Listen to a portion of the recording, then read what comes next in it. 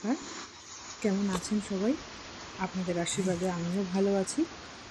আজকে বুধবার, একটা বৃষ্টির দিন, তাই সকাল থেকে ভাবছি কি রান্না করা যায়। তাই শুরু করলাম আমার মায়ের মতো হালকা করে মাংস রান্না।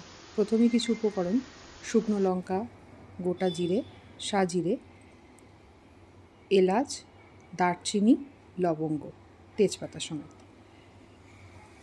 এগুলো রেডি করে তারপরে কিছু মশলা কেটে রাখলাম: পেঁয়াজ, লঙ্কা, আদা বাটা আর রসুন বাটা।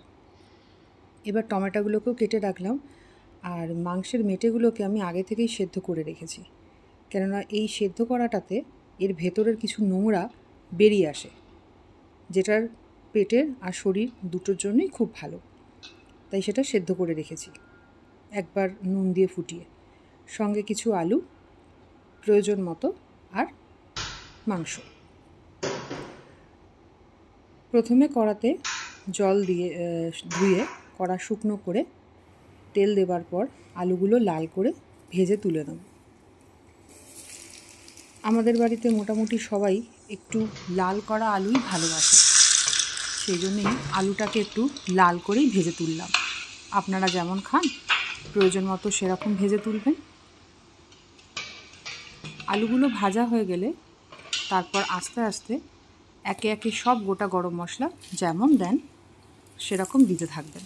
যদিও আমি একটু কম গরম মশলাই ব্যবহার করি বরাবর, আপনাদের প্রয়োজন মতো একটু বেশি কম করে নেবেন।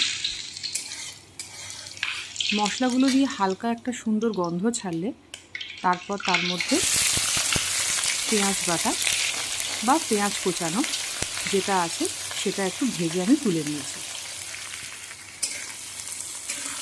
তারপর একে একে এর সাথে রসুন বাটা, আদা বাটা, টমেটো কুচি সব একসাথে দিয়ে নেড়ে চেড়ে ভালো করে মশলাটা কষিয়ে নিচ্ছি।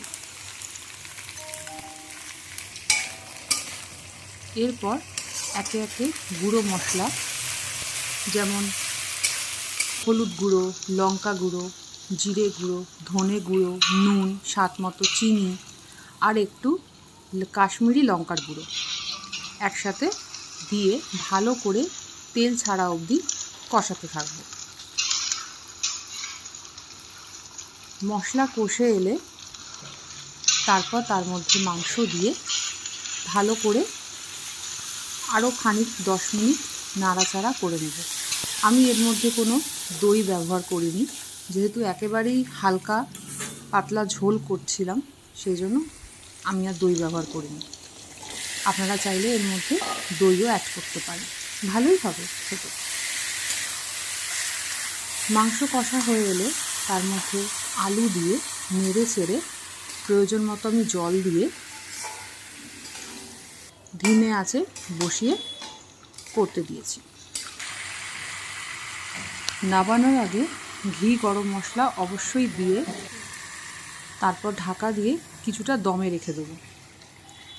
ব্যাস, আমাদের মাংসর পাতলা ঝোল রেডি পরিবেশনের জন্য। কেমন লাগলো অবশ্যই জানাবেন। ভালো লাগলে একটা লাইক করে দেবেন আর চ্যানেলটাকে সাবস্ক্রাইব করে দেবেন। ধন্যবাদ, ভালো থাকবেন।